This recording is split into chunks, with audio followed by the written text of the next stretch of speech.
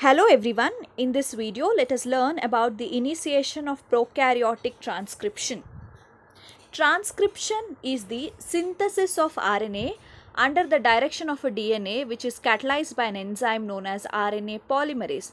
Now the RNA that is synthesized during transcription will always have a sequence which is complementary to the DNA template strand. So the DNA template strand will direct the synthesis of the mRNA.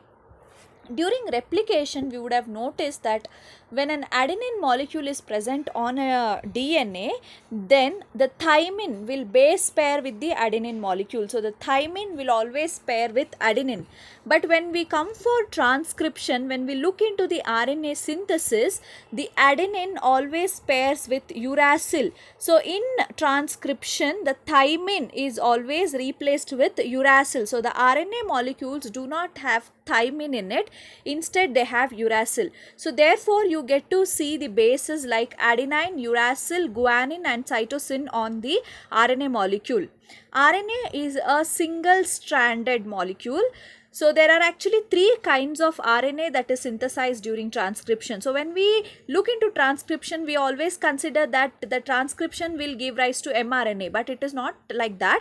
The transcription will generate three major kinds of RNA, like transfer RNA, which will carry the amino acid to the site of protein synthesis, and then we have ribosomal RNA, rRNA, that is ribosomal rRNA are components of ribosomes, which is the protein which makes up the protein factories, and then we have messenger RNA or mRNA which will carry the message for the protein synthesis. If we look into the stages of transcription, there is three stages, that is initiation, elongation and termination. Initiation step is the step where RNA synthesis is going to start. So in this video, we will be concentrating only about the initiation of transcription. The initiation of transcription has 5 steps, and these steps are promoter recognition, closed binary complex formation, open ternary complex formation, abortive initiation and promoter escape. Moving on into the promoter recognition and closed binary complex formation. In promoter recognition, the RNA polymerase will initiate the transcription process by binding to the promoters. So RNA polymerase initiates transcriptions only at the promoter region. Now this promoter has two conserved sequences, that is -35 region and the -10 region on the upstream region of your gene sequence. So they are upstream elements. So on the upstream region we have -35 and -10, which are a conserved sequences and they are part of the promoter. The sigma factor will bind to the RNA polymerase, and the sigma factor will allow the RNA polymerase to bind to its specific promoter. That happens in promoter recognition. The RNA polymerase will have a sigma factor. The sigma factor binds to the RNA polymerase, and sigma factor will help the RNA polymerase to recognize the promoter, and that is the first step. Now moving on into the second step, that is closed binary complex formation. The RNA polymerase binds to the DNA helix at the promoter region very tightly. It is a reversible reaction though.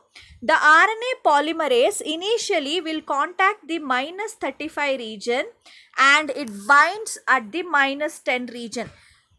If you see this image where the closed binary complex formation is being shown, if you can see the RNA polymerase is first coming in contact with the -35 region, and then it will move towards the -10 region and binds very tightly at the -10 region. So that is about the closed binary complex formation, and that is the second step of the initiation of transcription. Now moving on into the third step. The third step is open ternary complex formation. It is also called as transcription bubble formation. Once RNA polymerase is bound to the promoter, the RNA polymerase will start unwinding the DNA. There is a rudder that is present in the RNA polymerase. About the rudder we have spoken in our previous video when we learned the bacterial RNA polymerase. So the RNA polymerase unwinds the DNA. The -10 site is rich in adenine and thymine. So the promoter is called as Tata box, if you all know. So the Tata box, why is it called Tata box, is because it has this region. If you see, it is rich in adenine and thymine, that it has various large molecules of thymines and adenines in it. The sequence is TAT, TAT, also called as Tata box. That is why the promoter is also called as Tata box. Since the -10 site is rich in adenine and thymine, it will make it easier. It is easier for the RNA polymerase to break the hydrogen bond that keep the double-stranded DNA. So the hydrogen bond will be broken down because in the -10 region, adenine and thymine molecules are present more, and it is easy to break the hydrogen bonds present between the adenine and thymine because it is a double bond. The hydrogen bond that is present between adenine and thymine is a double bond. That's why it is easier to break it compared to the triple bond of guanine and cytosine. When the DNA strand is unwound at this region, it is called as an open complex or a transcription bubble. Now, the region of the unwound DNA is equivalent to about 16 to 20 base pairs, which makes up this transcription bubble. Then moving on into the fourth step, that is abortive initiation. During the initial transcription, what happens is the RNA polymerase will produce and it will release short transcripts of RNA which are about 10 nucleotides long, more or less 2 to 10 nucleotides long. So it will synthesize and then it releases it.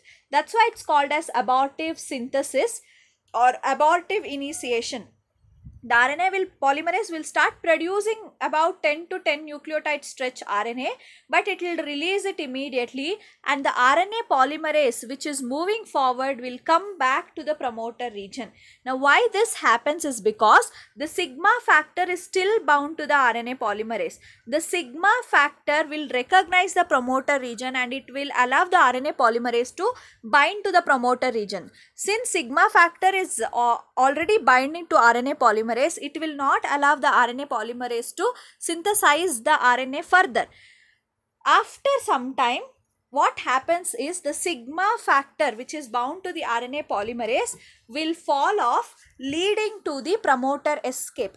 After RNA polymerase has synthesized 10 or more than 10 nucleotide, the sigma factor which is bound to the RNA polymerase will fall off or it will get detached from the RNA polymerase, leading to the promoter escape. That means the RNA polymerase will escape from the promoter region and it will enter the +1 region and it will move to synthesize the RNA.